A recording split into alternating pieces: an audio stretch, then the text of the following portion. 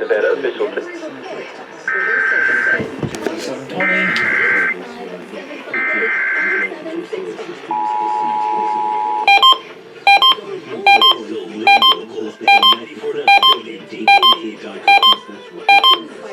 Station is participating in a test of the Illinois Emergency Alert System. This system was developed to provide information to the public during emergencies. This was a test.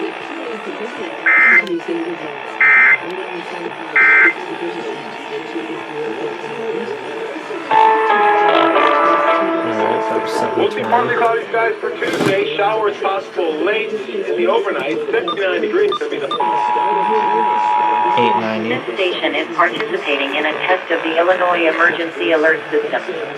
This system was developed to provide information to the public during emergencies. This was a test.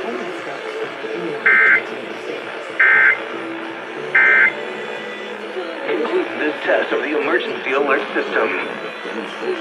Call Coast 1 now.